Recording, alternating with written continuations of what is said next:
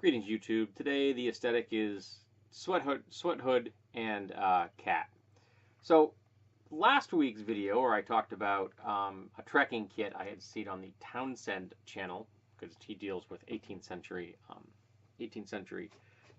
technology and cultural norms and things like that, uh, got me thinking about gear and how we look at gear in different ways in fantasy, for the most part, fantasy role-playing games.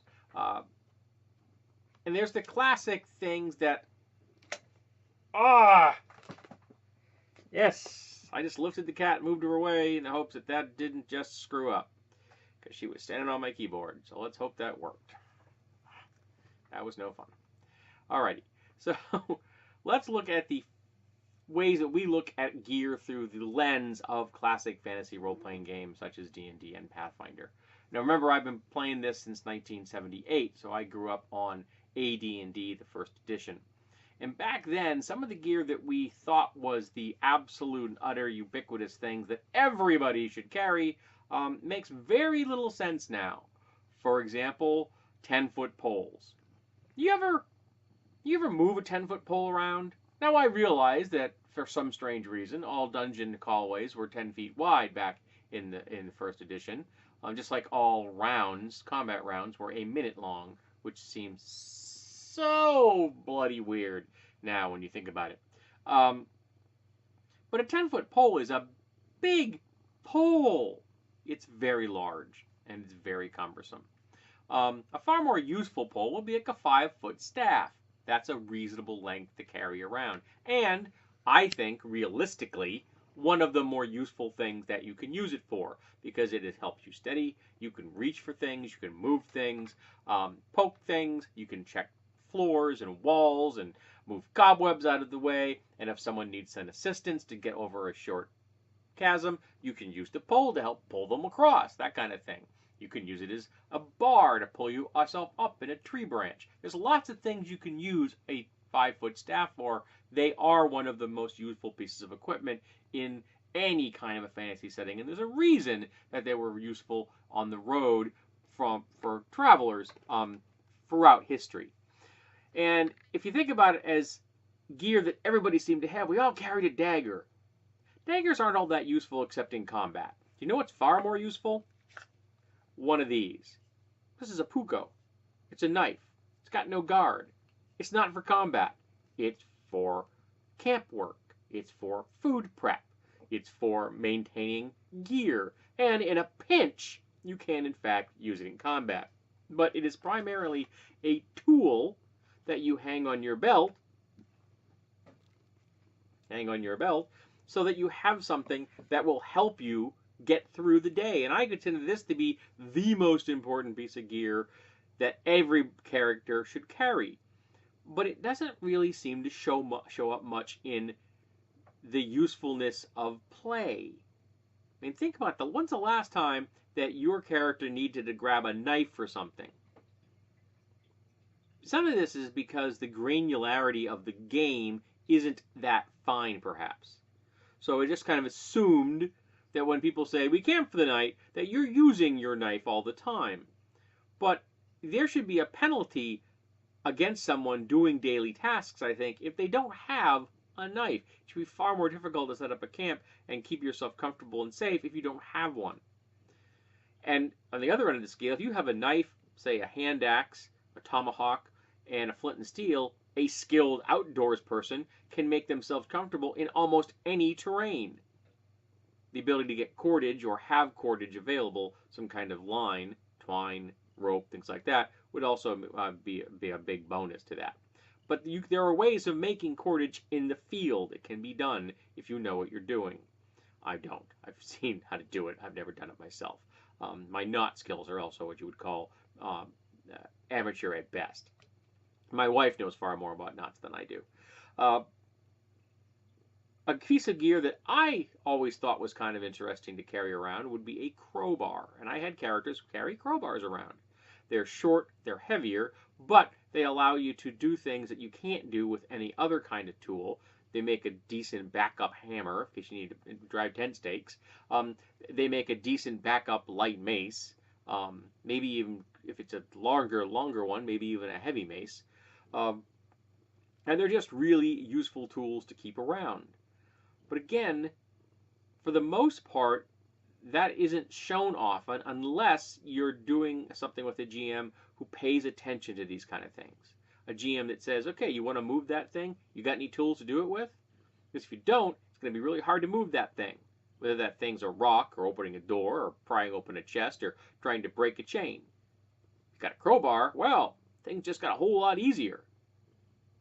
Now you have leverage. Now you have a tool designed to do what you're trying to do. I can remember us carrying around caltrops, and I can think we only used them once or twice. I can remember people carrying around marbles to like check the slope of floors. That's a style of trap detection that I think is really old school. The OSR movement is not seen as much in modern role-playing games. I can remember carrying around wooden wedges to hold doors closed. Poor man's, wizard lock. You close a door, you drop a wedge on the floor, and you kick it hard, and then you run. The door is now wedged closed. It's not going to keep somebody out forever, but it's definitely going to slow them down if they think the door is just going to be closed.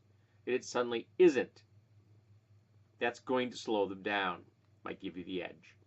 But something like this is also useful in any kind of a modern setting, or even a post-apocalyptic setting, or even in science fiction settings. Knives are always useful. It's one of the reasons I carry one every goddamn day. I consider them to be the universal tool. In fact, I've often quipped that if someone doesn't carry a knife, it makes me question whether they are in fact fully human and a tool user.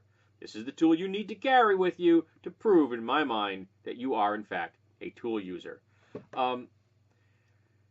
We all carry torches, of course, though with magic there's better light spells, and in fact I really love Continual Flame. I think that's an awesome spell. And there's now alchemical versions of torches, so that you have something that is easier to utilize. The types of gear that were considered classic, in retrospect, look kind of archaic. But we also don't have as much granularity in the game that you do in real life.